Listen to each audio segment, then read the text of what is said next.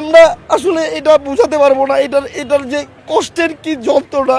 তো আমরা কালকে যখন রাকিব ভাই একটা স্ট্যাটাস দিছে, এটা আসলে এটা আমরা আপনাদেরকে ভাষায় বোঝাতে পারবো না। কারণ আমরা নিজে রাকিব ভাইয়ের সাথে, আমার রাকিব ভাইয়ের সামনে থেকে, মাথার সামনে থেকে গুলি গিয়েছিল জুলাই আন্দোলনে, এবং বিভিন্ন সময় পুলিশের দৌড়ানিতে আমরা রাজপথকে প্রকম্পিত করে রেখেছিলাম। নাসির ভাই আমাদেরকে বুঝিয়েছে, রাকিব ভাই আমাদেরকে নির্দেশনা দিয়েছে, তারেক রহমানের নির্দেশ, রাজপথে নেমে আসতে হবে, আন্দোলন সংগ্রাম করতে হবে। এবং আমরা নিজের জীবনকে এদিকে প্রত্যেকটা দক্ষিণের ছেলেমেলে রাজপথের যাত্রা রইতে, মানে কীভাবে যে আন্দোলন করে আজকে আমরা বেঁচে আছি। আমি রহিম 3 বার গুম হয়েছি, যেটা ভাষায় বলে বোঝাতে পারবো না।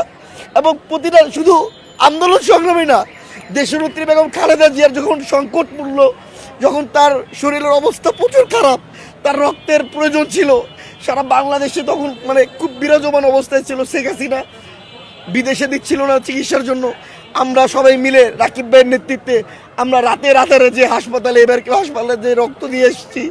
তো মানে আপনাদেরকে এইসব দৃশ্যগুলো যারা রাজপথে ছিল তারা জানে এইসব কষ্ট। আজকে রাকিব ভাই হয়তো স্ট্যাটাস দিয়েছে যে সে বিদায় নিচ্ছে, এটা আমাদের কাছে কষ্ট লাগছে। আমরা আসলে এটা বোঝাতে পারবো না, এটার যে কষ্টের কি যন্ত্রণা। তো আমরা মনে করি যেহেতু একটা পদ, নেতৃত্বর বিকাশ সবসময় ঘটবে, নেতৃত্ব নিয়ম, নেতৃত্ব একই জায়গায় চিরস্থায়ী না।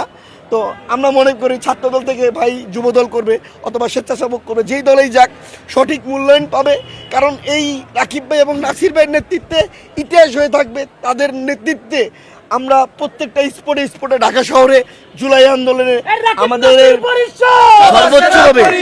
সর্বোচ্চভাবে আমরা কাজ করেছি, আন্দোলন করেছি, তারই জয় আমরা ছিনিয়ে এনেছি।